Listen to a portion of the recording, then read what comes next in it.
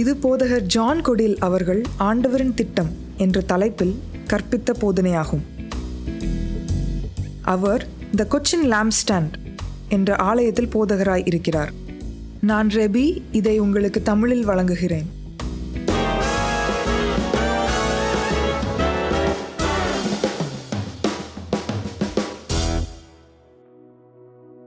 எல்லாவற்றிற்கும் ஒரு காலம் இருக்கிறது.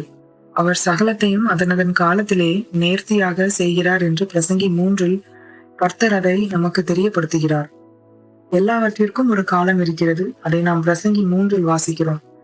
கர்த்தர் ஆபிரகாமிடம் இவ்வாறாக கூறினார், காலம் வருகிறது, அதாவது எமோரியருடைய அக்கிரமம் நிறைவேறும் காலம் வரை இஸ்ரவேலர்கள் எகிப்தில் இருப்பார்கள்.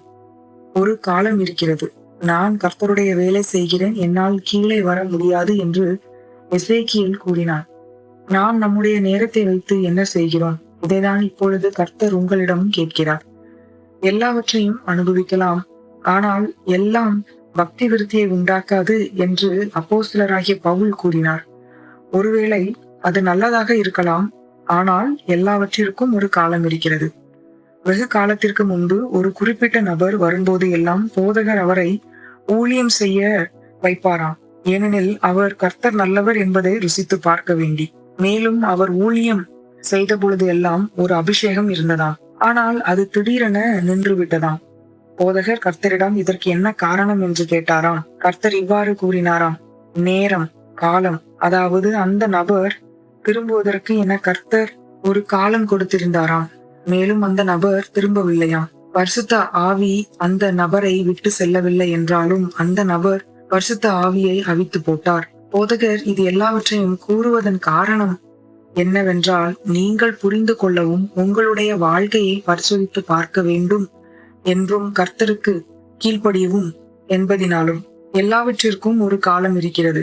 உங்களுக்கு கர்த்தருடைய காலம், நேரம் தெரியவில்லை என்றால் நாம் நிறைய காரியங்களை செய்வோம், ஆனால் அது எல்லாம் வீணானதாக இருக்கும்.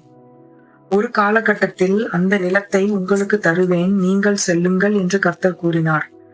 ஆனால் அவர்கள் தீமையான அறிக்கையை கேட்டார்கள். அங்கு அரக்கர்கள் இருக்கிறார்கள், அதனால் அவர்கள் செல்லவில்லை. கர்த்தர் தங்களோடு இல்லை என்று அவர்கள் அறிந்ததும் நாங்கள் இப்பொழுது செல்கிறோம் என்றார்கள். ஏனெனில் அவர்களின் செயலால் கர்த்தரை தங்களுடைய வாழ்க்கைக்கு கொண்டு வர விரும்பினார்கள். எல்லாவற்றிற்கும் ஒரு காலம் இருக்கிறது. மேலும் நாம் கர்த்தருடைய நேரத்தை பின்பற்றுகிறோம், அவர் உங்களுடைய நேரத்தை பின்பற்றுவதில்லை. இதை ஏன் உங்களிடம் போதகர் கூறுகிறார் என்று போதகருக்கு தெரியவில்லை. மேலும் இதை பற்றி பேசலாமா எனவும் தனக்குள் விவாதித்து கொண்டு போதகர் இருந்தார்களாம். ஆனால் இதைதான் கர்த்தர் போதகரிடம் பகிர்ந்து கொள்ள கூறினாராம். மேலும் கர்த்தர் கூறுவார் என்றால் இது யாரோ ஒருவரை தொடுகிறது என்பதில் 100% போதகர் உறுதியாக இருப்பதாக கூறுகிறார். எல்லாவற்றிற்கும் என ஒரு காலம் இருக்கிறது. மனம் திரும்புதலுக்கு ஒரு காலம் இருக்கிறது. அந்த ஜன்னல் மூடப்படும் போது மேலும் நீங்கள் கர்த்தர் தருகின்ற இளைப்பாறுதலுக்குள் செல்ல மாட்டீர்கள். நீங்கள் என் தீபத்தில் எண்ணெய் தாரும், அதை எரிந்து கொண்டிருக்க செய்யும் என்றெல்லாம் பாடலாம். இது ஒரு ஆக்கினை தீர்ப்பின் செய்தி அல்ல, ஆனால் கடிந்து கொள்ளுதலின் செய்தி. ஒரு தகப்பன் தன்னுடைய பிள்ளைகளிடம் செயல்படுவது போல கர்த்தர் நம்மிடம் செயல்படுகிறார். உங்களின் பாவத்திலிருந்து மனம் திரும்ப ஒரு காலம் இருக்கிறது. அந்த ஜன்னல் மூடப்படும் போது நீங்கள் கர்த்தரை தேடுவீர்கள், ஆனால் கண்டு கொள்ள மாட்டீர்கள். இப்பொழுது போல இல்லை. அவர் மீட்பார், ஏனெனில் அவர் உண்மை உள்ளவர். ஊழியத்திற்கு என்று ஒரு காலம் இருக்கிறது. அவரிடம் கிட்டி சேர அவர் நேரம் கொடுத்திருக்கிறார். அவர் உங்களிடம் சேருவார். ஆனால் மற்ற எல்லாவற்றையும் விட கர்த்தர் தான் முக்கியம் என்பதை நீங்கள் தீர்மானம் செய்ய வேண்டும். நெகேமியாவை போல நான் ஒரு பெரிய வேலை செய்து கொண்டு இருக்கிறேன், என்னால் கீழே வர முடியாது என்று கூறுங்கள். அது சத்துரு உங்களுக்கு விரித்திருக்கும் கண்ணியிலிருந்து உங்களை காப்பாற்றும். ஆனால் நீங்கள் உங்களுடைய சொந்த வழியில் செல்ல வேண்டும் என்றால் கர்த்தர் உங்களுக்கு அந்த சுய சித்தத்தை கொடுத்திருக்கிறார். ஆனால் நீங்கள் எந்த நொடியிலும் திரும்பி தேவனிடம் வருவீர்கள் என்றால் அவர் உங்களுக்காக இருக்கிறார். நீங்கள் மரிக்கும் வரையில், அதற்கு பிறகு காலம் தாமதமாகிவிடும். நீங்கள் பாவத்தில் இருப்பீர்கள் என்றால் தேவ பயம் உங்களுக்கு நன்மை செய்யும். போதகர் கூறியது போல எல்லாவற்றிற்கும் ஒரு காலம் இருக்கிறது. அந்த கிண்ணம் பாவத்தால் நிறையும் வரை உள்ள காலம் இருக்கிறது. எமோரியரை பற்றி ஆபிரகாமிடம் கர்த்தர் கூறியது போல கர்த்தர் இப்பொழுது எதையும் கூறாமல் இருக்கிறார் என்பதினால் அவர் அதை பற்றி அறியாமல் இருக்கிறார் என்ற அர்த்தம் அல்ல. அவர் மனம் திரும்ப உங்களுக்கு கிருபை தருகிறார். இதை ஏன் மறுபடியும் மறுபடியும் கூறுகிறார் என்று போதகருக்கு தெரியவில்லையாம். ஒரு கையில் இளைய குமாரனைப் போல கர்த்தர் உங்களை திரும்பி வர கூறுகிறார். மறு கையில் ஒரு காலம் இருக்கிறது என்று கர்த்தர் கூறுகிறார்.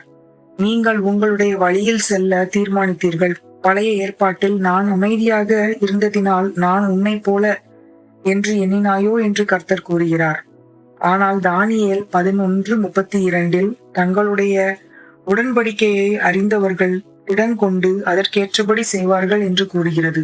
அதனால் நாம் எதிலிருந்து ஆரம்பிப்பது?